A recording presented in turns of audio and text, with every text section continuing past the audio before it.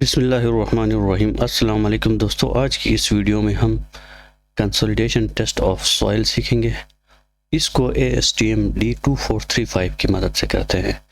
इस टेस्ट के अंदर जितनी भी इम्पोर्टेंट जो कैलकुलेशन आती हैं वो तमाम चीज़ें इसमें अंदर कवर की जाएंगी और इसके अंदर जितने भी फार्मूलाज आ रहे हैं, इसके अंदर जो कोर कॉन्सेप्ट्स जो हैं जो लोगों को समझ नहीं आते हैं, वो तमाम कन्फ्यूजन होती है दोस्तों को, तो वो कवर की जाएगी। ठीक है, तो आपने वीडियो को स्किप नहीं करना है, ये बहुत इंपॉर्टेंट वीडियो है।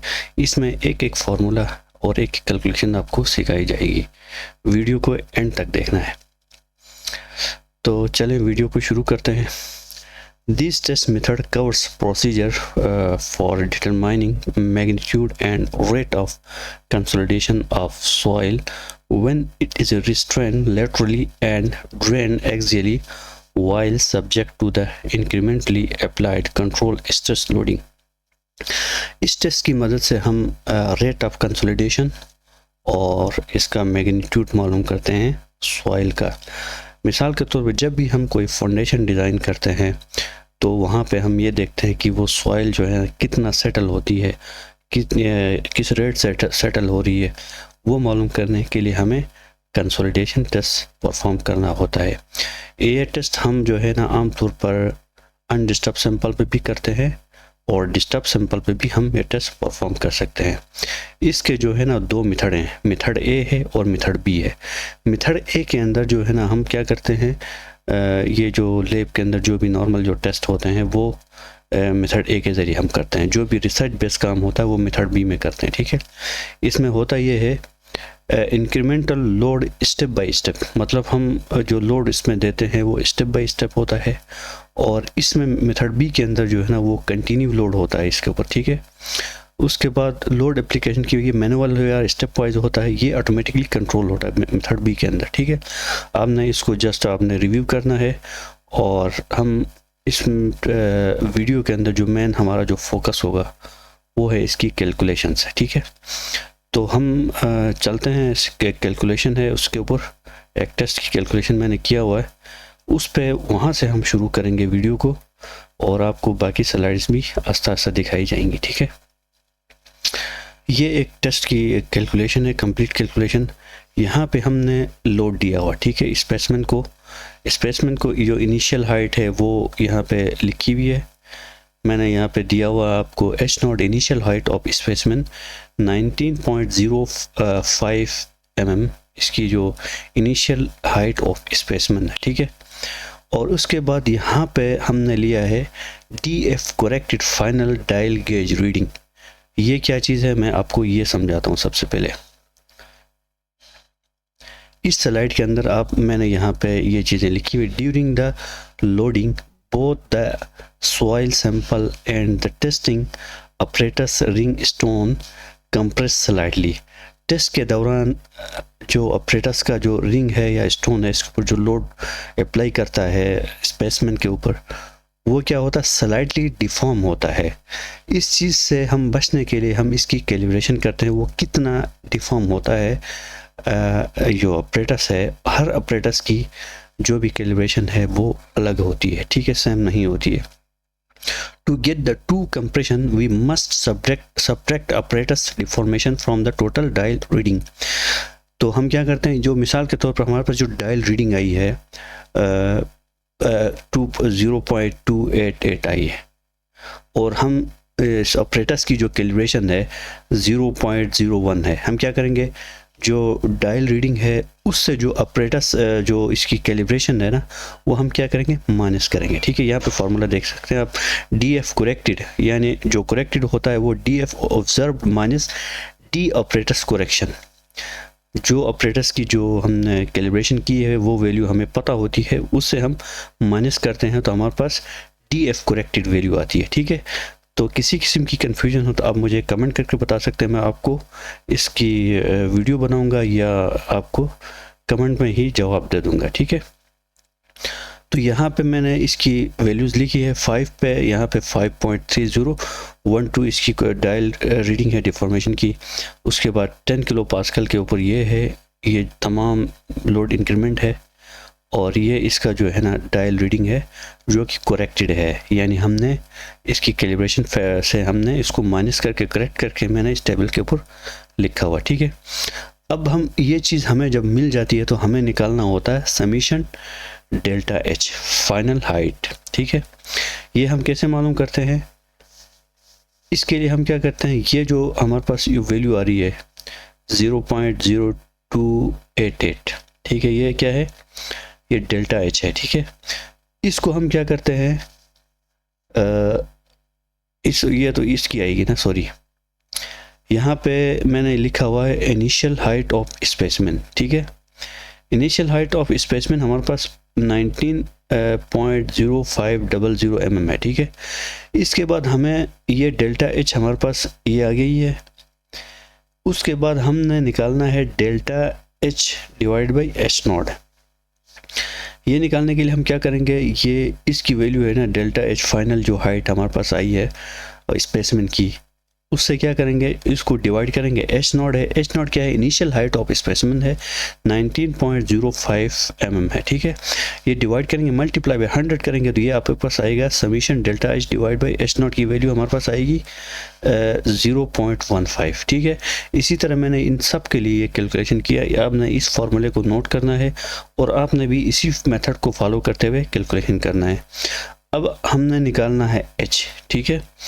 एच क्या हो गई, एच जो है ना current height thickness of the specimen at a given load, मतलब क्या है, एच मिसाल के तौर पे हमने निकालना है 5 किलो पास्कल के ऊपर हमने एच निकालना है, तो हम क्या करेंगे, ओरिजिनल जो हाइट है ना इसकी, जो स्पेसिमेन की जो इनिशियल हाइट है वो 19.0500 है, इसको हम माइनस करेंगे डेल्टा एच इस वैल्यू से, तो ये हमारे पास आएगा एच, एच माने जो उसकी current height of specimen at a given load के ऊपर, ठीक है। फिर हमने यहाँ पे ई वॉइड्स रेशो हमने निकाला एच माइनस एच एस, ठीक है। एच एस का क्या मतलब है, इक्विवेलेंट हाइट ऑफ पार्टिकल, यानी एच एस के अंदर जो है ना हम इसके वॉइड इसमें शामिल नहीं होते हैं और इसके अंदर सिर्फ पार्टिकल जो सॉलिड पार्टिकल है ना उसकी हाइट होती है, हम इसको एच एस कहते हैं, ठीक है। इसी तरह अभी हम अगली इस पे चलते हैं स्लाइड पे।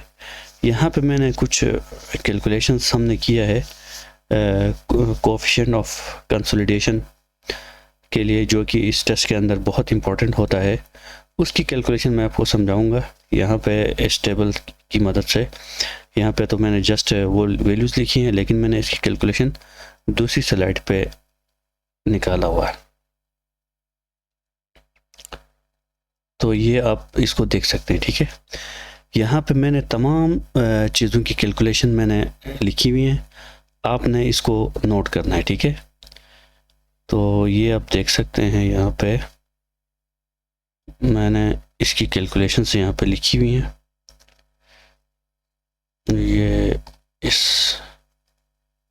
ये रहा। सबसे पहले determine final ultimate height after full consolidation, हमने एच एफ निकालना है। एच एफ हम निकालेंगे, एच एफ निकालने के लिए हमारे पास H naught minus summation delta H total है, ठीक है। Where summation delta H is total cumulative compression at end of the test, ठीक है। इसके लिए हम क्या करेंगे, ये हमारे पास compression at 50% delta H 50% is equal to 0.5 multiply by summation delta H total, ठीक है। एच एफ हमारे पास, एच नॉट हमारे पास है 19.05 mm है, और ये हमारे पास डेल्टा समीशन एच टोटल 50% पर हमारे पास 3.8223 है। हमारे पास आ गया एच एफ, ठीक है। फाइनल अल्टीमेट जो इसकी हाइट है स्पेसिमेन की वो आ गई, ठीक है। हमारे पास कितनी 15.228। इसमें देखते हैं यहाँ पे मैंने कितना लिखा है इस स्लाइड में, 15 पॉइंट ये आ गई है। यहाँ पे मैंने ये कैलकुलेशन लिया है, आप देख सकते हैं यहाँ पे 15.6108 के लिए मैंने यहाँ पे कैलकुलेशन किया था, ये आप देख सकते हैं, ठीक है। फिर हम चलते हैं इसकी अगली वैल्यू निकालने के लिए, वो है H50 के ऊपर जो है ना H not plus H F divide by 2 हम करेंगे, तो हमारे पास 17.1 39 ये आ गई H50 के ऊपर, ठीक है। उसके बाद E50 void ratio at 50% of the maximum stress based definition, ठीक है। एच नॉट हमारे पास क्या है, इनिशियल स्पेसिमेन हाइट है 19.05 mm, ई नॉट हमारे पास 0.81 है। उसके बाद summation delta H is equal to हमारे पास 0.2696 है, ठीक है। उसके बाद एच एस हमारे पास है 10.52 है। ये मैंने यहाँ पे निकाला हुआ है, किधर निकाला, चले वो भी मैं आपको बताता हूँ कहाँ पे निकाला है। यहाँ पे कैलकुलेट हाइट एट 50% लोड, हमने निकालना है 850% पे, ठीक है।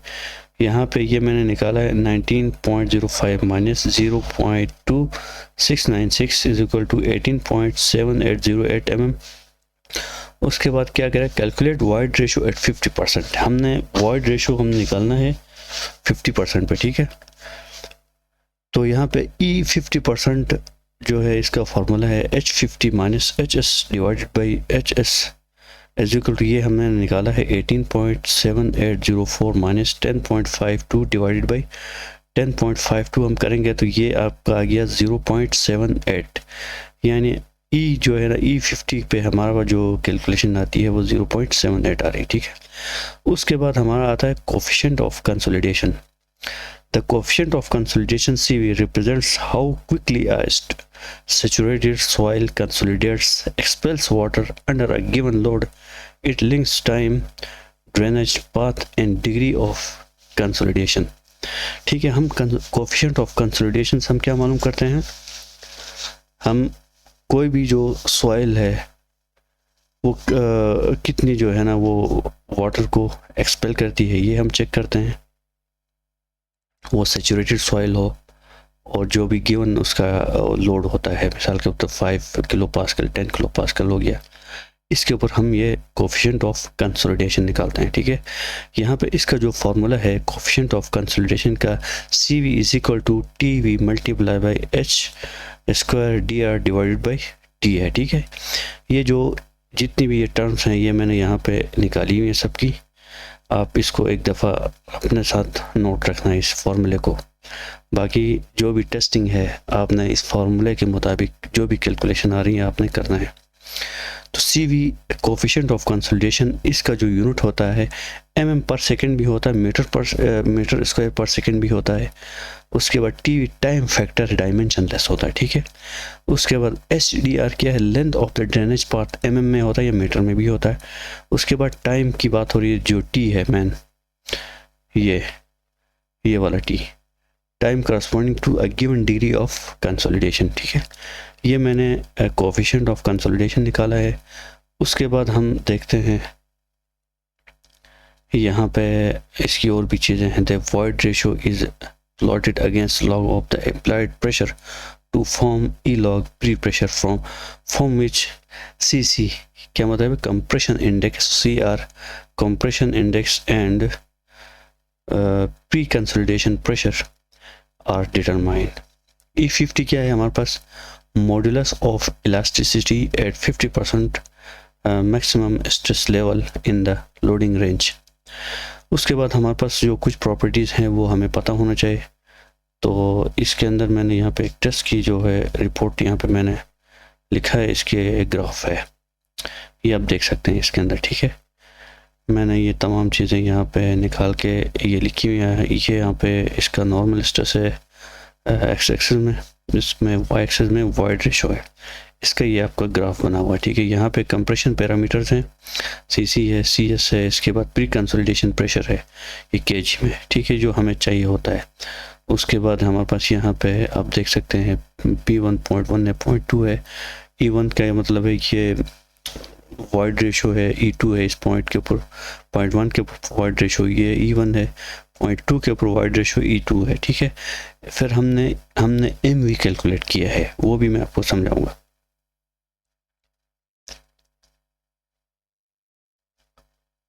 और ये स्टेप MV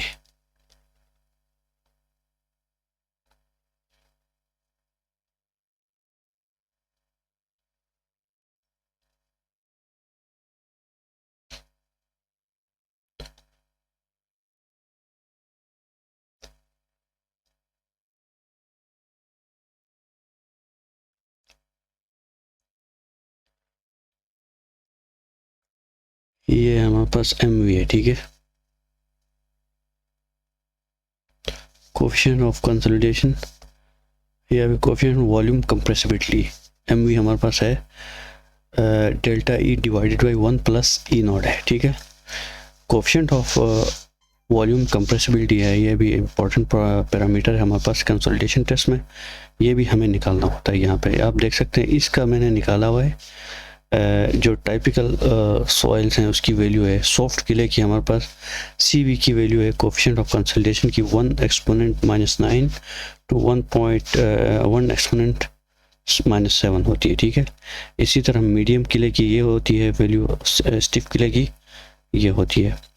यहाँ पे मैंने पैरामीटर दिया हुआ, यहाँ पे आप देख सकते हैं इनिशियल हाइट H0 है 19.05, उसके बाद day night double top and bottom है, उसके बाद HDR हमारे पास H0 डिवाइड बाई 2 है 9.525 MMI है हमारे पास, और उसके बाद टाइम फॉर द 50% कंसोलिडेशन ये हमारे पास T50 2.5 मिनट्स यानी 150 सेकेंड्स हो गए। TV हमारे पास 0.197 है।